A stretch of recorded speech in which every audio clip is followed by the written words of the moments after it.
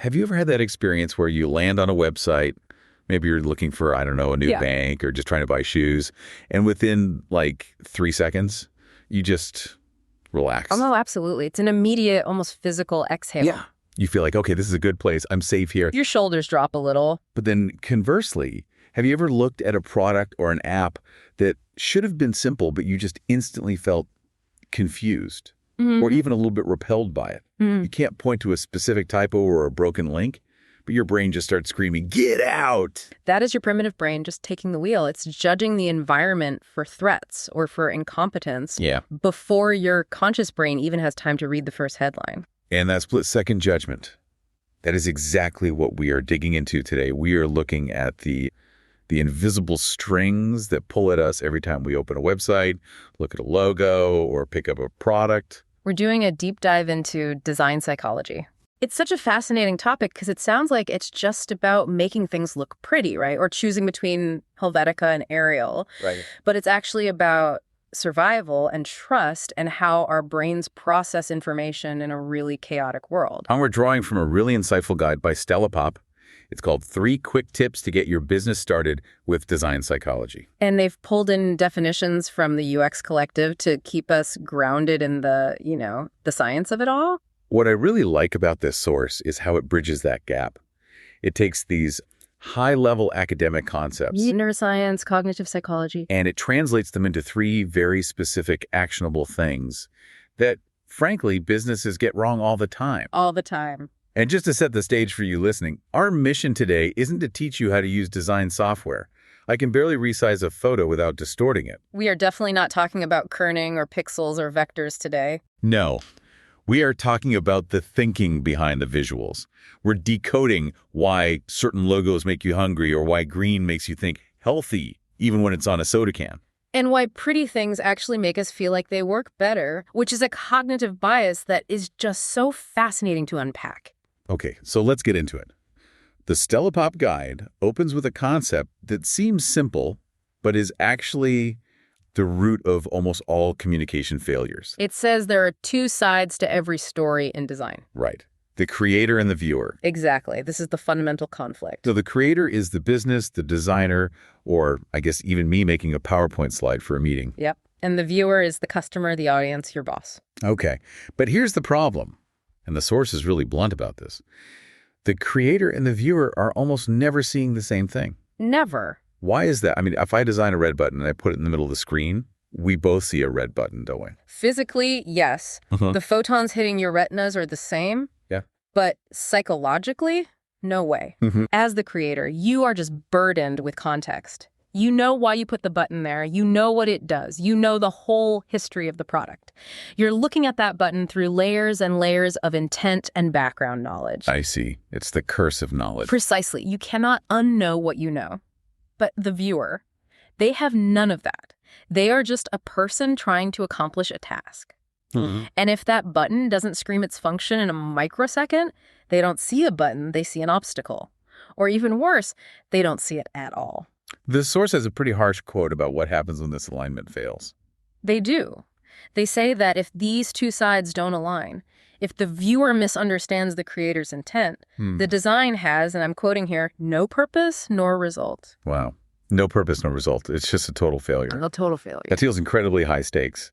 It implies design isn't just about decoration. It's about translation. It is. The source references the UX Collective here to define what design psychology actually is, and it's a bit of a mouthful. They call it a combination of neuroscience, cognitive psychology, social psychology, and human-computer interaction. Okay, hold on. That sounds like I need a PhD just to pick a font for my resume. Can we break those down? Human-computer interaction sounds particularly robotic. It sounds technical, but just think of it this way. It's the study of the conversation between a person and a machine. A conversation? Yeah, when you swipe right on a screen and the screen moves, that's a conversation. You did something, the machine responded. If the machine responds in a way you didn't expect, like if you swipe right and it deletes your file, the conversation breaks down badly. The conversation breaks down. So design psychology is just approaching that conversation through the lens of human behavior. So it's empathy, basically. It's operationalized empathy. The source emphasizes that every line, every shape, every graphic and text choice, it's all there to elicit a specific emotion. The goal isn't just to be there. Right. The goal is to sell or to build trust or to evoke empathy. I think that's where a lot of people, myself included, get tripped up. We think design is about expression. Like, oh, I want to use this font because I think it looks cool. And that's the creator mindset taking over again. The viewer mindset doesn't care what you think is cool. Right. The viewer wants to know two things. Can I trust you? And what do you do? And if your cool font makes me squint, I don't trust you. That's a great distinction. So the Stella Pop Guide gives us 3 specific ways to bridge this gap. 3 tips to get out of our own heads and into the viewer's head. And the first one is about the most primal signal we have, color. Tip number 1. Yeah. Study the psychology of color. Now, I feel like we've all heard the basics, red is passion, blue is calm. Is there more to it than just that, or is that just like horoscopes for designers? There is a lot more to it. It's not just about the feeling, it's about the association. And how that association, well, it manipulates your perception. The source uses the word persuade, which I think is fascinating. Hey, wait. Yeah. Color persuades us to believe things about a product that might not even be objectively true yet. Okay, give us the example from the guide. Yeah. They focus heavily on green. They do. So let's do a quick test. When you see green in a branding context, what words just pop into your brain? Trees, grass, salad, money, maybe? Okay, yeah. The source lists: growth, organic, natural, caring, fresh, and earth. It's a biological connection. We are hardwired to see green and think life or sustenance. And the guide brings up 2 brand examples to prove this. One is HelloFresh and the other is Sprite. So let's look at HelloFresh first. That's the straightforward one. They send you meal kits. Right. They want you to feel like the food is farm to table. Sure. If the HelloFresh logo was, I don't know, a greasy industrial gray or a warning sign yellow, I'd probably hesitate to eat the chicken. Exactly. The green acts as a shorthand. It says, this is safe to eat. It does the heavy lifting before you even read the menu. But Sprite. Yeah, Sprite. Sprite is the one that really shows the power of design psychology in action. Because Sprite is soda. It is high fructose corn syrup and carbonated water. It is literally the opposite of a salad. It is definitely not a salad. But think about the soda market context, right? You have Coke and Pepsi. They are brown, dark, heavy liquids. They feel dense. Yeah. So how does Sprite compete? They don't try to out-cola the colas. They pivot. They use green to signal crisp, clean, thirst-quenching. And lemon lime, which are fruits. Exactly. By wrapping a sugary soda in green branding, they are borrowing the psychological credibility of nature.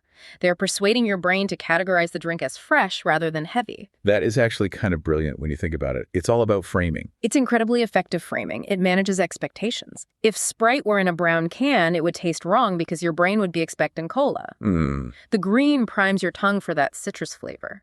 So for you listening, the takeaway here isn't just use green if you like nature. It's use color to signal the attribute you want people to believe you have. Precisely. Look at your banking app. It's probably blue. Stability, trust. Right. Because you don't want a creative bank. You don't want an exciting bank. You want a boring, stable, blue bank. But what if I pick the wrong color? What if I think my green logo looks fresh, but everyone else thinks it looks like, I don't know, algae? That is a very real risk. Color is subjective to a degree, and that brings us perfectly to tip number 2. You have to verify your assumptions. Because you literally cannot trust your own eyes. The source calls this the gut check. And this is, in my opinion, the most practical tool in the entire guide. The gut check is a method to validate if the message you want to get across is what's actually getting across. Because, going back to the beginning, if the creator and viewer don't align, you fail. So how do we do a gut check? Is this just trusting my own gut? Actually, it's about testing other people's guts. Or, if you're alone, it's about tricking your own gut. The source breaks it down into 2 types: the solo gut check and the group gut check. Okay, let's start with the solo version. I'm working late.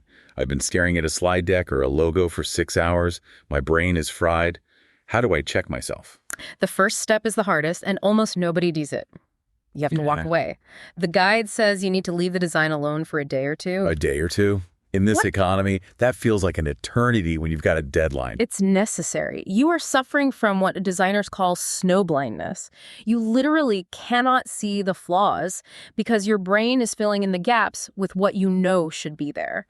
You need to let the creator part of your brain cool down so the viewer part can wake up. Okay, so I take a break. I come back 24 hours later. Then what? You take a quick look. Yeah.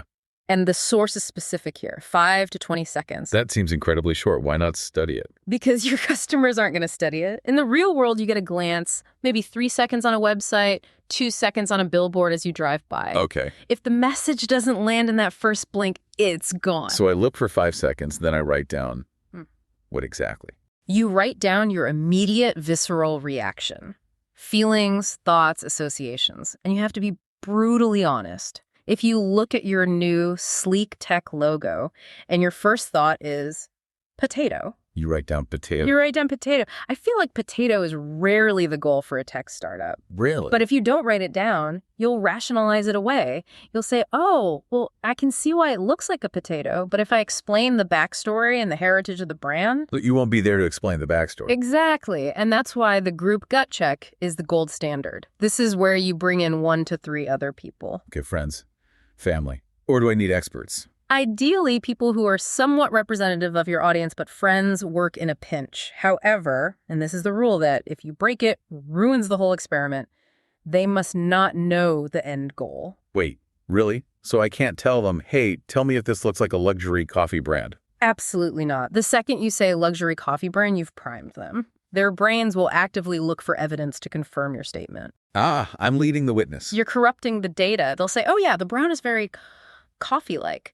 You want an unbiased appraisal. You just show it to them and ask, what is this? What does this company do? That sounds terrifying. It is the scariest part of the creative process because if you show them your coffee logo and they say, it looks like a toxic waste disposal company, your heart just sinks. It sinks.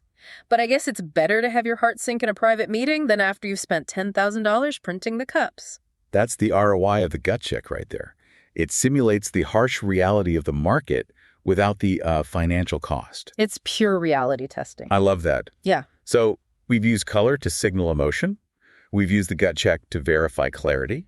Now we get to the third tip and this one. Honestly, this one made me rethink how I judge everything. You're talking about the aesthetic usability effect. Yes. This sounds like a mouthful, but it explains so much about modern tech and why I buy things I probably shouldn't. It's a heavy hitter in the UX world, for sure. So let's break down the name. Aesthetic usability. What does that actually mean? In short, it refers to a specific subconscious user belief. The source defines it as, if it looks better, it works better. Even if that isn't true. Even if the pretty app is actually full of bugs and glitches. Even then, our brains are, they're hardwired to assume that a clean, aesthetically pleasing design implies that the product or the idea behind it is efficient, orderly, and functional. That seems so superficial. We're taught, don't judge a book by its cover, but this is saying we judge the contents of the book by the cover. We absolutely do. The source calls this the hard truth. It says, and I'm quoting again, essentially it means that one of the most basic contributing factors in design psychology is making the design pretty. Making it pretty. It sounds so dismissive, but there's a real reason for it, right? It's not just vanity. No, not at all. It's about cognitive load. Think about it. If you look at a website that is cluttered, with mismatched fonts, jarring colors, things slightly misaligned, your brain has to work hard just to figure out where to look. It feels heavy. It feels like work. Exactly.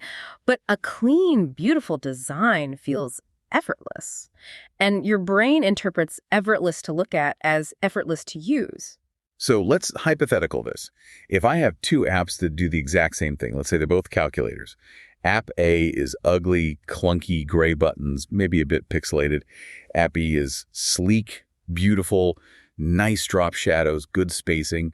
I'm going to assume App B creates better math. Well, you won't assume the math is different, but you will assume App B is less likely to crash. Okay. You will assume the developers of App B were smarter and more careful. And here's the kicker.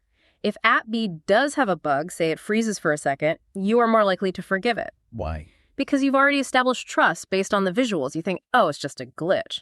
But if the ugly app freezes, you say, well, of course, look at this piece of junk. Exactly. The beauty buys you patience. It buys you a halo effect. This connects right back to what we said at the start about trusting a website in 3 seconds. It looked orderly, so I assumed the business was orderly. It's a shortcut. Our brains are lazy. We use beauty as a proxy for competence. And for anyone listening who is building a business or even just writing an email to a client, this is crucial. How so? You might have the best data in the world. You might have the smartest strategy. But if you present it in a document that looks like it was thrown together in 1998, people will assume your strategy is outdated too. So you can't just rely on being smart or right. You actually have to wrap it in a package that signals intelligence. The Stella Pop Guide sums it up by saying a clean design attracts consumers. It's the entry fee. If you don't pay the entry fee of looking decent, people might never stick around long enough to find out how smart you actually are. That's a really humbling realization for us non-designers. We like to think content is king, but design is the castle the king lives in. If the castle's falling down, nobody visits the king. That's a great analogy. So bringing this all together, for you, the learner listening right now, we aren't all graphic designers. We aren't all launching soda brands, but we are all creators in some way, aren't we? Oh, 100%. Every time you send an email, create a report, or even dress for an interview, you are designing an experience. You are trying to bridge that gap between your intent and the viewer's perception. So let's recap the toolkit we've uncovered today from the Stella Pop Guide. Sure. First, color drives association. It's not random paint, it's a signal. If you want to signal growth or freshness, look at green. But more importantly, ask yourself what feeling you're trying to trigger and pick the color that does the heavy lifting for you. Second is that reality check, the gut check. You just cannot trust your own brain because you know too much. You have to step away. And don't lead the witness. Show your work to someone who knows nothing about it. If they don't get it in 5 seconds, don't explain it, fix it. And finally, the aesthetic usability effect. Beauty breeds trust. If it looks better, people believe it works better. Don't treat aesthetics as an afterthought. It is a core part of how people judge functionality. It really does change how you walk through the world. Once you know about these invisible strings, you just can't unsee them. You really can't. You start seeing that every billboard, every cereal box, every app icon is trying to hack your brain a little bit. So here is the challenge for you, the listener. The next time you are about to buy something, whether it's a $5 coffee or a $50 subscription, stop for just a second. And ask yourself the question the source leaves us with. What type of psychological response is this branding eliciting? And ask yourself the hard question. Am I buying this because it truly works? Or am I buying it just because it looks like it works? That's the question that saves you money. Thanks for diving in with us today. Keep your eyes open out there. See you next time.